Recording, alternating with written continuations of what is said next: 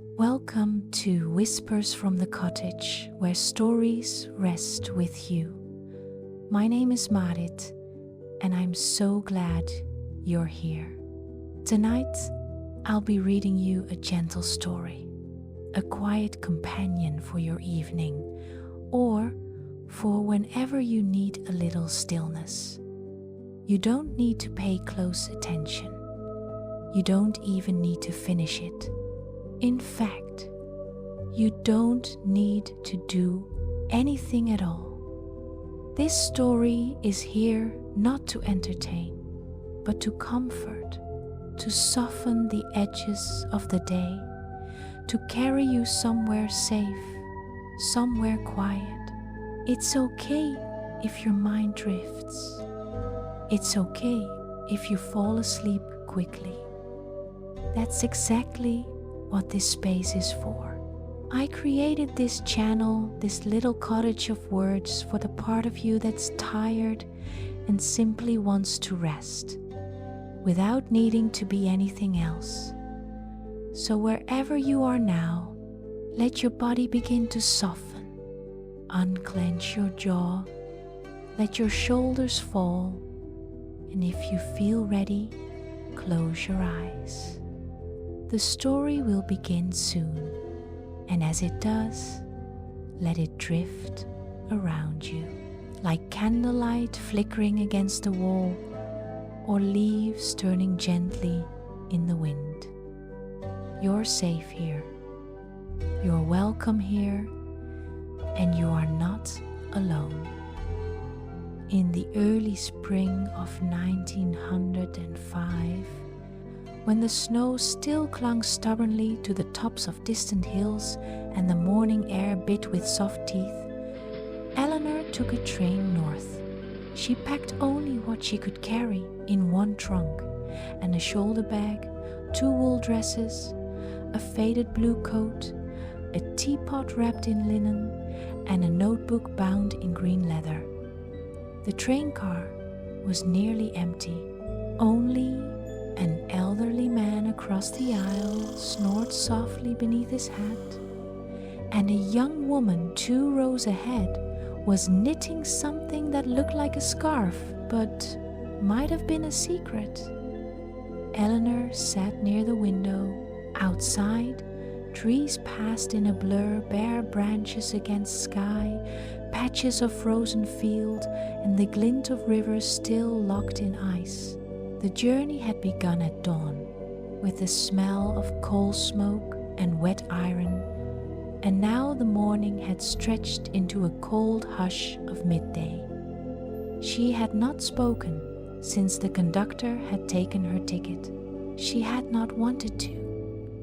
She didn't quite know why she was going, only that she could no longer stay. 31, unmarried, recently untethered from both job and routine, she had begun to feel like a sentence trailing off at the edge of a page. The city no longer offered comfort, only noise. Her rooms felt more like storage than home. When the letter came, it had smelled faintly of cedar. The house is yours now, Eleanor. If your heart needs quiet, the mountain remembers how to hold you. Her grandmother had died in her sleep just after the first frost of winter. They had not seen each other in nearly 2 decades, but still the letter felt like a whisper from a part of herself she had forgotten. The village, when she finally stepped off the train, looked just as she remembered it, but smaller. The air was thinner here, cleaner somehow. It tasted of pine and damp stone. Her breath fogged in front of her as she stood on the wooden platform, her trunk beside her, watching as the train slowly vanished into the white-tipped trees. No one was waiting for her, but that, too, felt right. She hired a cart and horse from a man with a lantern jaw and a thick brown scarf wrapped twice around his face. He didn't ask questions. He simply nodded when she gave the address. The road wound through the outskirts of the village, then up into the folds of the hills where the trees grew older and closer together. The cart creaked beneath her, and the horse's hooves struck softly against the earth, muffled by old snow and fallen needles. When the house came into view, Eleanor felt something shift inside her, not a jolt, but a soft stirring, like something that had been sleeping began to stretch. It sat tucked between two large evergreens, just where the path curved and dipped beside a creek. The stone walls were streaked with moss and age, and one of the shutters hung slightly crooked. Still, it looked warm, familiar, like a memory she hadn't made, but had always known. She thanked the driver and lifted her trunk inside. The door creaked open with a low groan, releasing the scent of old wood, dried lavender, and thyme. Dust floated in long beams of light that reached in from the front windows. The hearth was cold but clean, and the quilt on the bed had been freshly folded. It was as if the house had been waiting, not neglected, but patient. She made tea. She opened windows. She peeled back the heavy curtains to let in the day. Then, as the sky turned the color of worn parchment, she lit the fireplace and sat cross-legged on the rug, listening to it breathe back to life.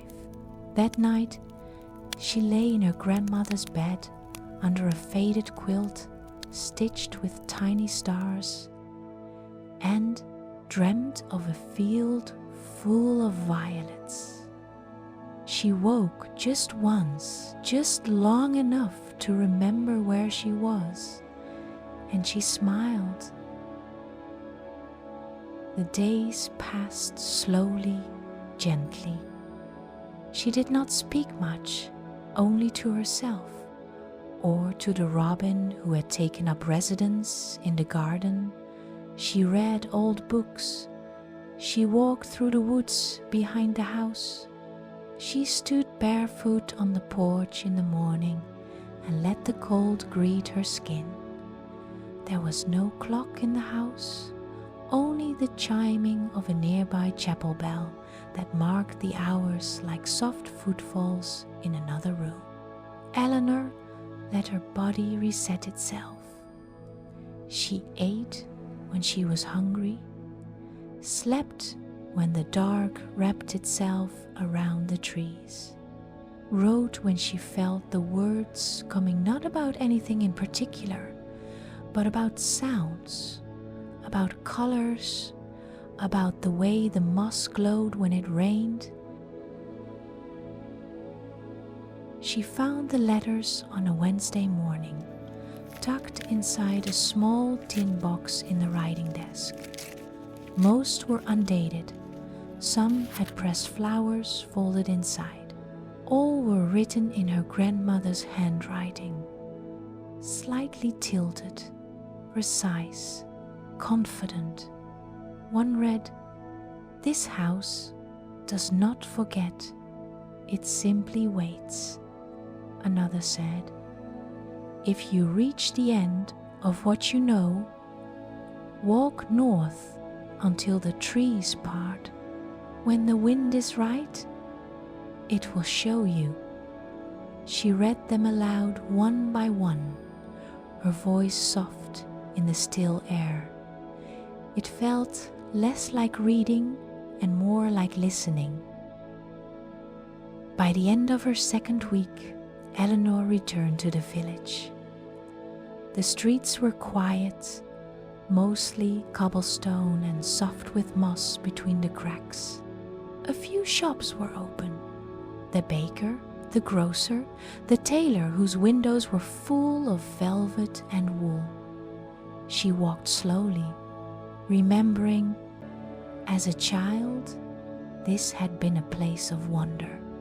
The lamplighter, the woman who kept honeybees, the boy who once carved her name into the side of a tree. Now it was quieter, softer, but still alive. She bought a loaf of bread and some lavender soap. She spoke to no one, but many people nodded to her. At the edge of the square, a little girl stared up at her and said simply, "You have mountain eyes," then ran off. Eleanor smiled. She didn't know what that meant, but somehow she believed it. That evening, she lit a single candle and unfolded her notebook. She began to draw, not buildings or roads or fences, but shapes, smells, feelings, where the moss had grown on the north side of the tree, where the deer tracks had curved away from the stream, and in the corner, where the page bent slightly, she drew a lake perfectly round, a small circle tucked between ridge lines. She didn't know why, only that it had been in her dreams, and that somewhere the mountain was waiting. On the first morning of her third week in the mountains, Eleanor woke before dawn. She hadn't set an alarm. The light had simply found her. That shy, pale blue light that exists only at the seam between night and day. She dressed slowly, wrapping herself in her grandmother's old shawl, the one that still smelled faintly of pine needles and wood smoke. She tied her boots, filled a satchel with bread, a flask of tea, and her journal. The words from the letter rang gently in her ears. "If you reach the end of what you know, walk north until the trees part." So she did. The garden watched her go. The robin gave one soft chirp and then fell silent. The forest that spread behind her cottage was deeper than she'd remembered, more ancient. Somehow, the trees here were older, wider, their bark split like cracked leather, their roots stretched across the path like long, resting limbs. As Eleanor walked, the world began to quiet, not in a way that felt empty, but in a way that felt sacred, like a cathedral built from pine and mist. Her boots sank into damp earth. Tiny white flowers peeked from under fallen leaves. She passed no one. No paths branched from hers. After an hour, time began to feel soft. The sort of soft that wraps itself around you and forgets to let go. Near midday, the trees began to shift. It started with the light, how it grew brighter but cooler, how the wind pulled differently at her coat. Then, as she rounded a bend, the forest opened like a breath. A clearing, wide, circular, ringed with towering trees, and at its center, a lake. It was smaller than she expected, not much wider than a city block, but it was so still, so impossibly smooth, that it looked like a coin pressed into the earth. The water mirrored everything, the branches above, the pale sky, her own breath as it hung in the air. She stepped forward until her boots met the shore. There were no ripples, not even from the wind, and when she looked down, truly looked, she saw something strange. It was her face, but not quite.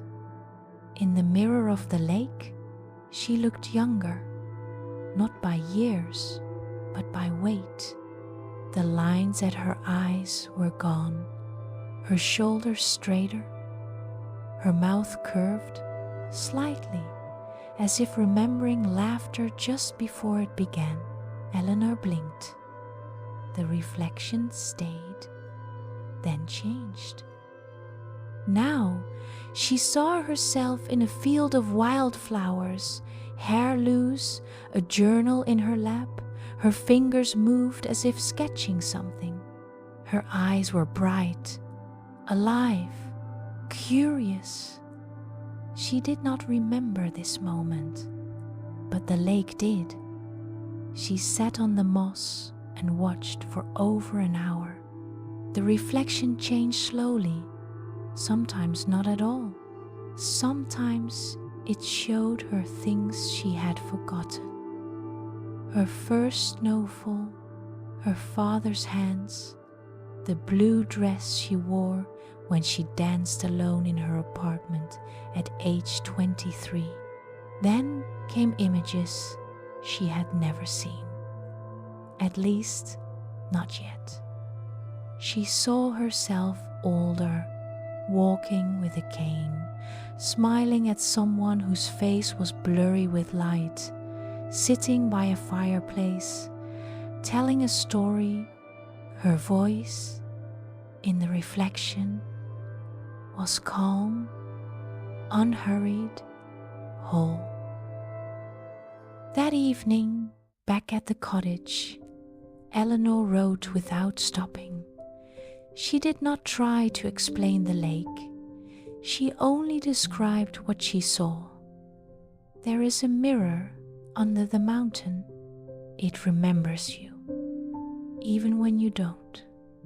It doesn't speak, but it shows. It holds images like breath. I feel less lost, not found exactly, but held. She closed the notebook and placed it beneath her pillow, slept for 12 hours straight, dreamed of water that shimmered like glass. 2 days later, she returned. This time, she brought nothing. No bread, no tea, only a small pebble from the stream behind the house, which she placed gently on the moss beside the lake. She sat. The reflection came immediately. It showed her walking away from something burning. A city, maybe. A job. A name. Her hands were empty, but her eyes were steady. Then the scene shifted. She stood on a stage, reading from a book. Dozens of faces watched, not all smiling, but all listening. Then, again, the image blurred, and she saw only her own eyes, looking directly into hers. And in them, she saw something that startled her more than any vision yet: kindness. On her fourth visit to the lake, Eleanor found she was not alone. Across the clearing, on the far side of the mirror, sat a man, middle-aged, wearing a dark wool coat and a wide-brimmed hat. He didn't speak. He only nodded once. She nodded back. For over an hour, they sat in silence. 2 people, 1 mirror, and 1,000 unsaid things. When she finally stood to leave, The man lifted his hand slightly, as if to wave, but his eyes never left the water. Back in the village, she asked the librarian if anyone visited the mountain lake. The woman raised an eyebrow. Lake? Eleanor hesitated. It's in the northern clearing. The woman shook her head slowly. There's no lake up there, dear. Not since the land dried in the 1800s. Just moss and fog now. That night, Eleanor dreamt. She was underwater, but not drowning. Floating.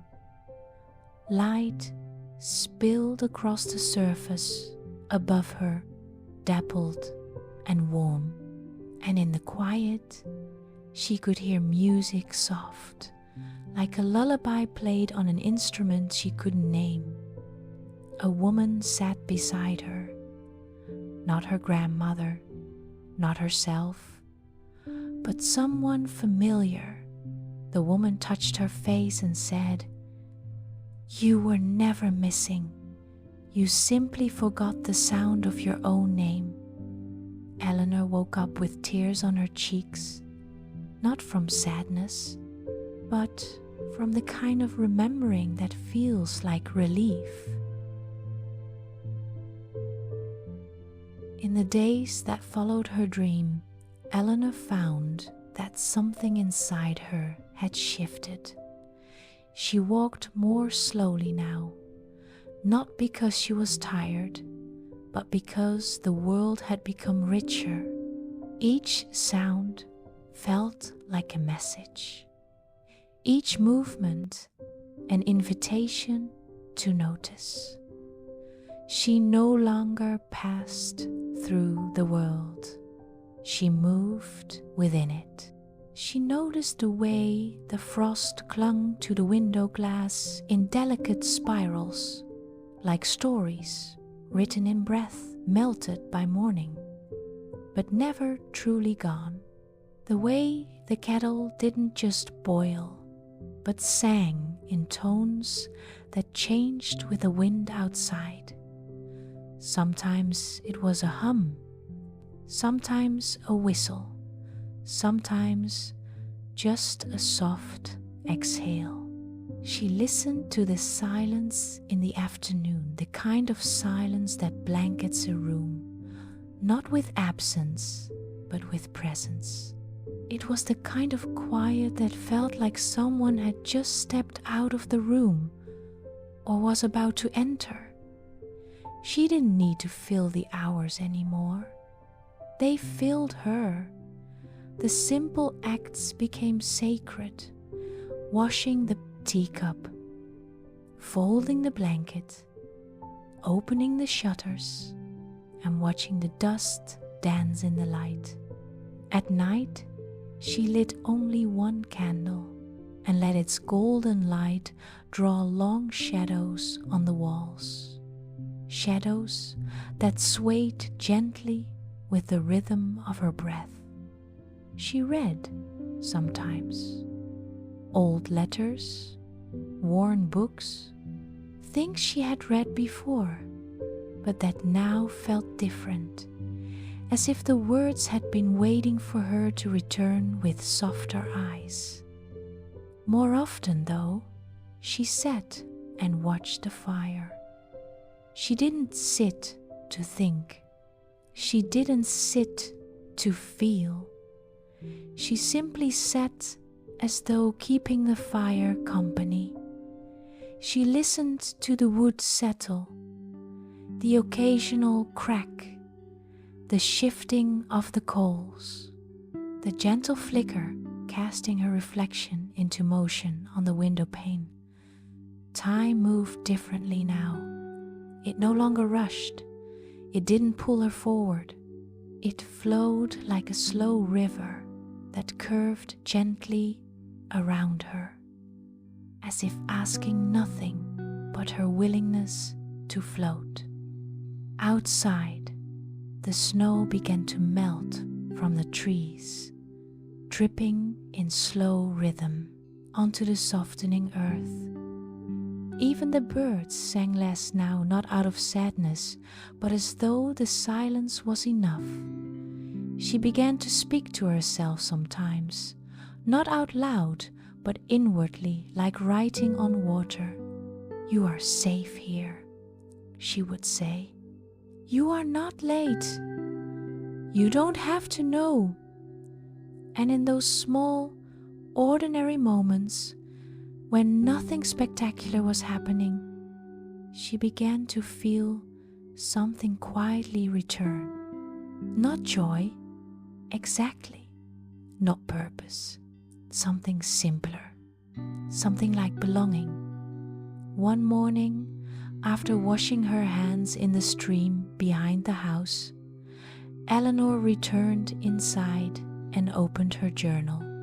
The sun had not yet lifted fully over the ridge. Light drifted in sideways through the window, touching the floor like it was afraid to wake the wood she hadn't written in several days. Not out of forgetfulness, but because there had been nothing to chase, nothing to explain. The quiet had become enough. Still, the journal waited patiently on her desk, its cover slightly warped by the changing weather, its pages faintly scented with lavender and smoke. She sat down. The chair creaked softly beneath her, and she opened the book. She flipped through the earlier pages, observations, symbols, dream fragments, sketches of the lake and the strange reflections it had shown her. Some of the writing felt distant now, not wrong, but written by a version of herself who had needed to understand, to make sense, to control. Now, she didn't need those answers as much. The mystery felt like an old friend who didn't speak often, but who stayed near. She turned to a blank page. She picked up her pen, then paused.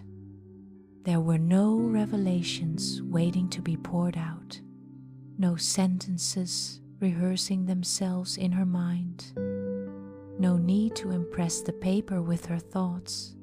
Just one line arrived, quiet as breath, weightless as snowfall.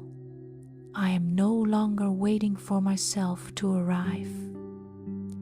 She didn't analyze the words. She simply read them again, once for her mind, once for her heart.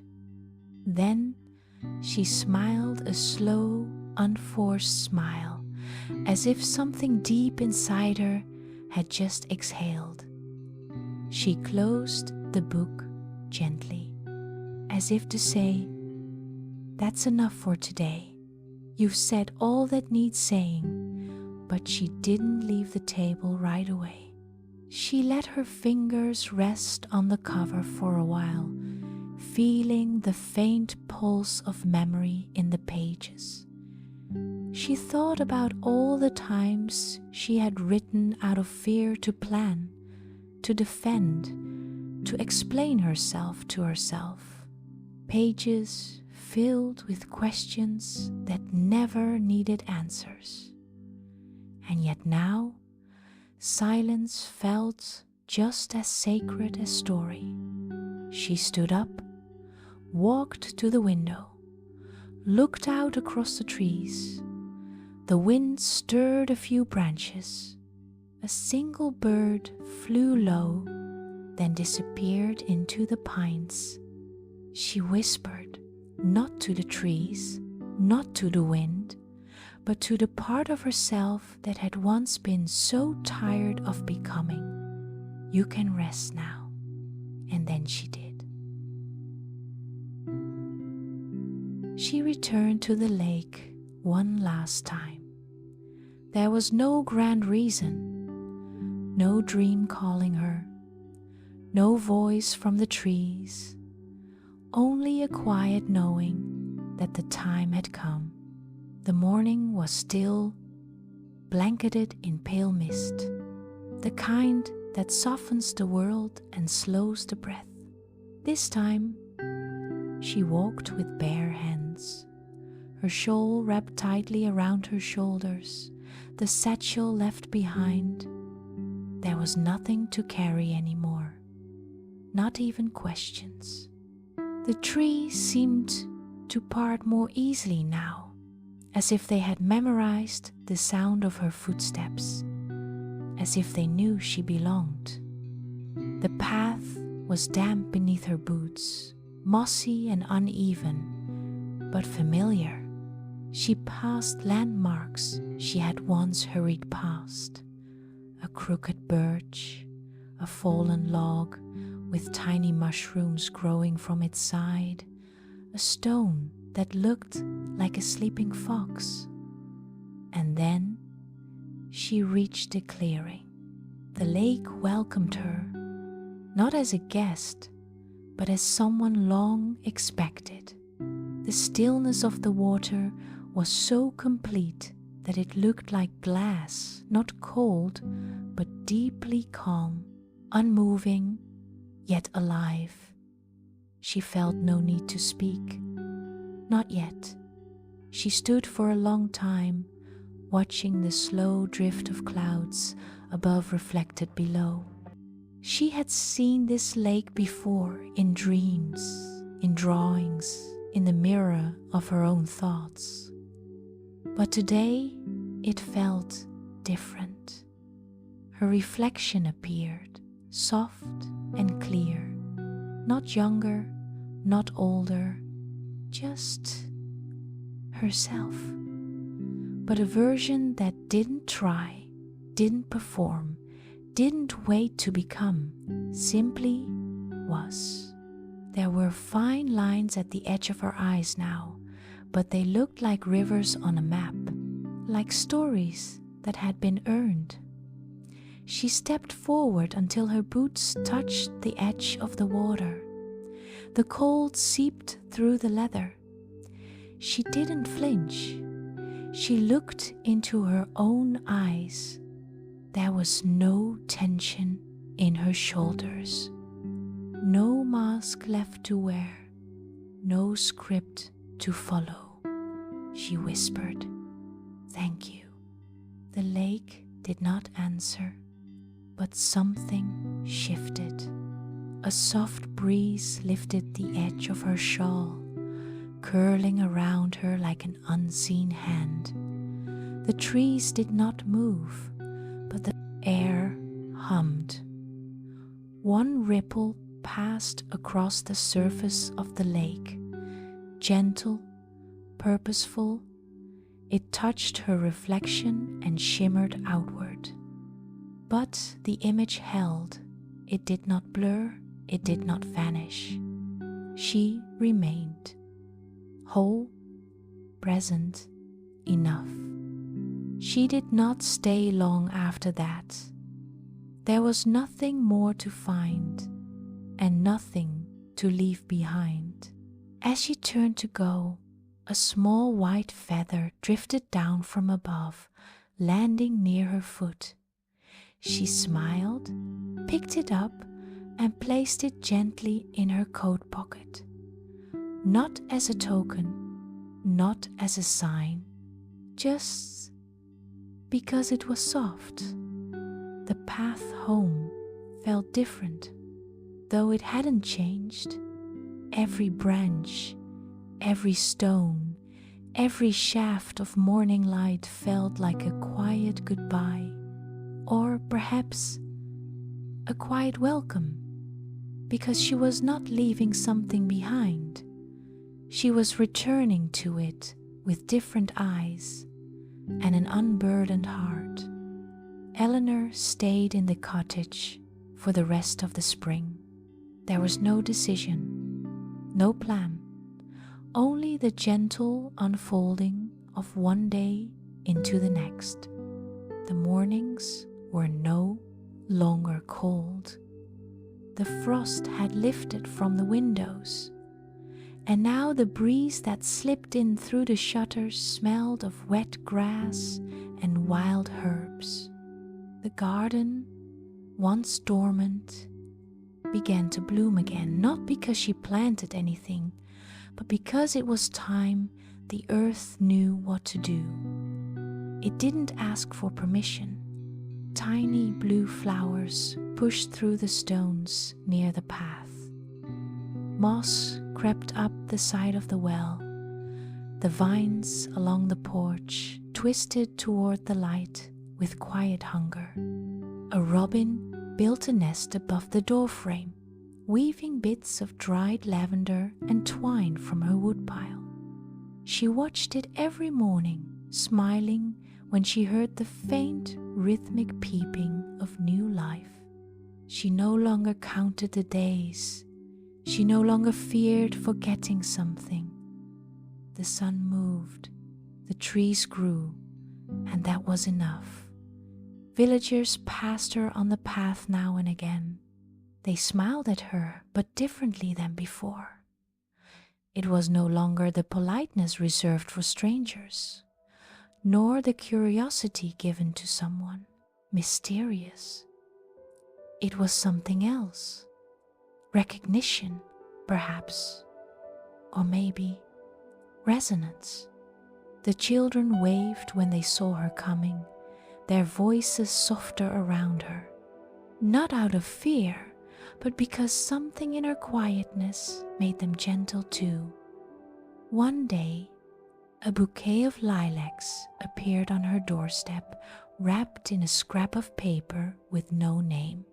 She didn't need to know who had left it. The act was enough. She began to visit the schoolhouse on warm afternoons. She would sit by the window, reading aloud to the children who leaned forward on their elbows, eyes wide, bodies still.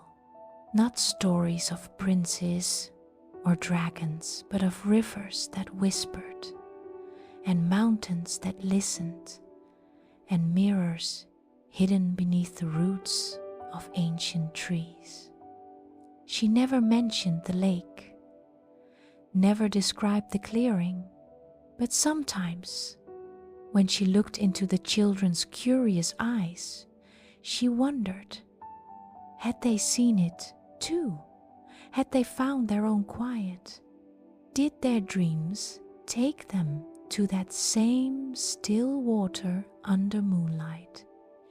She would never ask, and they would never say. But silence passed between them like a shared secret. One evening, after the children had gone, she sat alone in the schoolhouse. The sun was low, casting long shadows across the wooden floor. She rested her hand on a worn book, closed her eyes, and breathed in the dust and light. She felt full, not of thoughts, not of plans, just full, as if every part of her had found its place. The stillness was no longer something she visited. It had become something she lived inside. One evening, as clouds gathered quietly above the hills, Eleanor sat by the window with a cup of tea cooling in her hands. The sky was neither light nor dark, a twilight in between, like the space between waking and sleep, a threshold.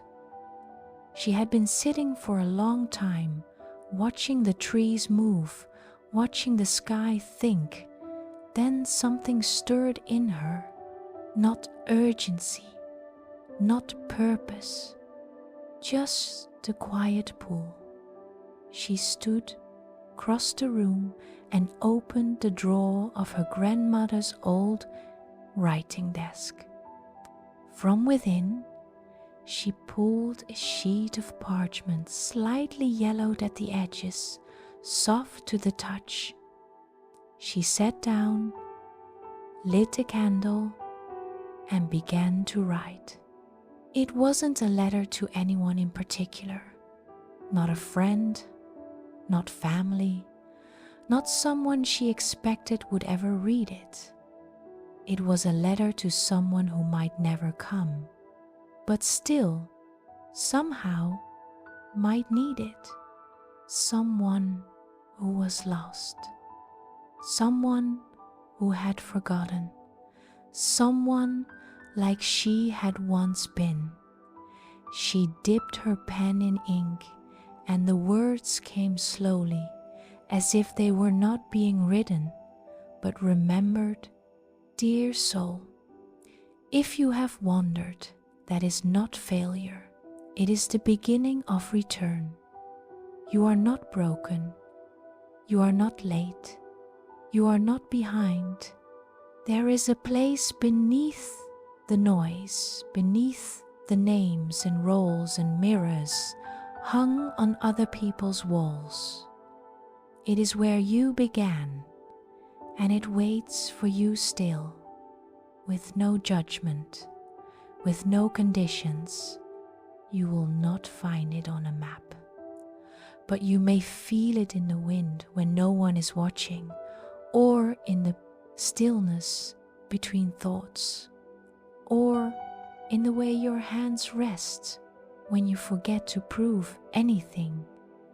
You do not have to earn your way back. You were never truly gone. Go north. Walk until the trees part. Walk slowly. Let the moss soften your steps. You'll know when you've arrived. You'll feel it not like lightning, but like a breath you forgot you were holding. And when you do, sit by the water. Say nothing. You will be heard. With love, a stranger who remembers you. She set the pen down. The room was silent, but it felt like something had answered back a presence, soft and approving, invisible but near. She folded the letter carefully, with the kind of attention usually reserved for sacred things. She tied it with a thread of dried grass and placed it beneath the last lavender sprigs in the bottom drawer of the desk. Not for safekeeping, not for delivery, just because it felt right that the letter should exist. She blew out the candle, the smoke curling upward in a lazy spiral. Then she curled beneath her blanket, eyes already half closed. That night, she slept like a child who has finally come home, not because the world had changed, but because she had. Years passed, maybe many, maybe only a few. Time didn't move in straight lines out here. It circled, paused, folded in on itself like fabric left in the sun. The house stood quiet for many seasons. It did not fall apart. It was kept clean by wind, by light, by the soft hum of time resting in its corners. Moss thickened at the base of the porch. The vines returned. The robins built and rebuilt their nests. The door remained closed, but not forgotten. And one day, a girl in a green scarf arrived in the village. She wasn't looking for anything in particular. She had come with a small bag, a quiet gaze, and that particular weight behind the eyes that only those who are not sure why they've left carry with them. She stayed at the inn for a night, wrote nothing on the registry but her initials, spoke little, but listened intently. The villagers noticed her, but didn't pry. The baker nodded politely. The children watched her from behind fences, then waved once they caught her eye. The next morning, she woke early, made tea, then walked, not toward the market nor toward the chapel, but up the path that led past the edge of the known. Something in the mountains called to her, not with urgency, not with words, but with quiet, the kind of quiet that pulls at the chest, even when you don't know what's missing. She found the cottage just past noon. It was as if the forest had stepped aside just long enough for her to see it.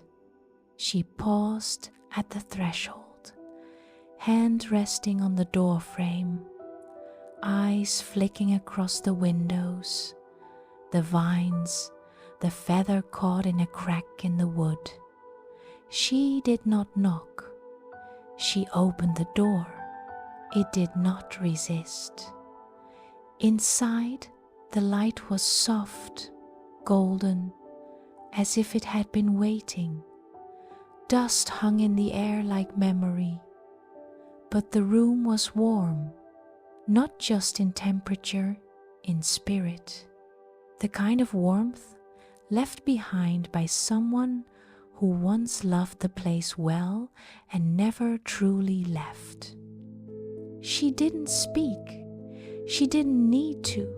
She ran her fingers along the edges of the bookshelf.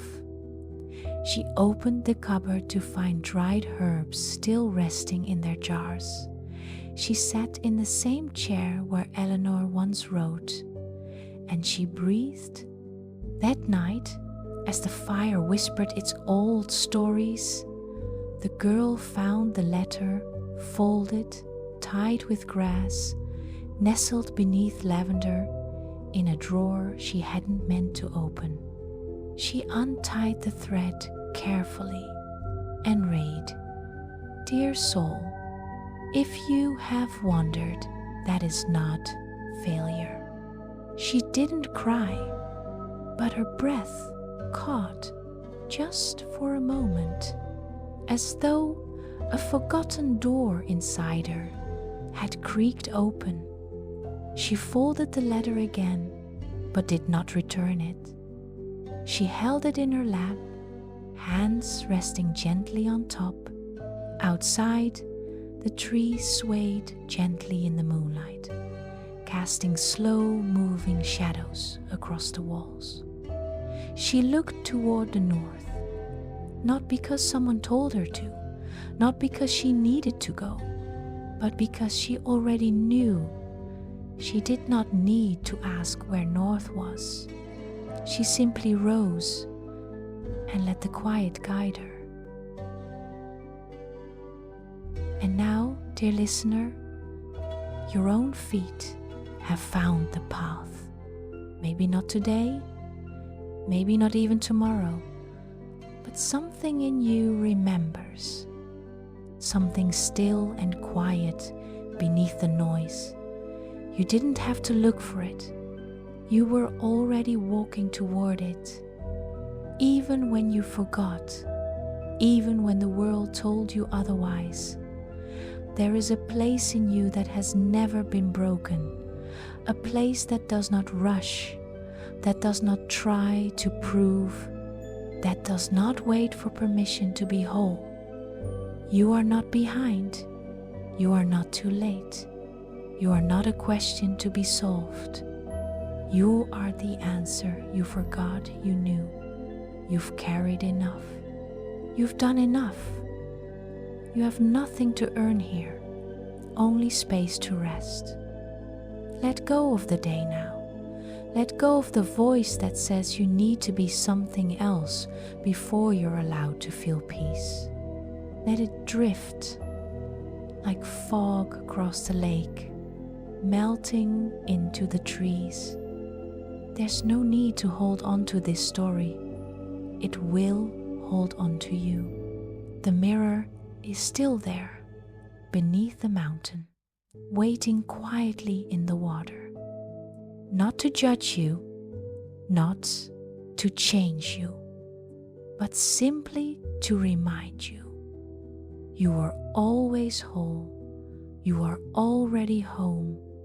You may rest now, and you are so, so deeply loved.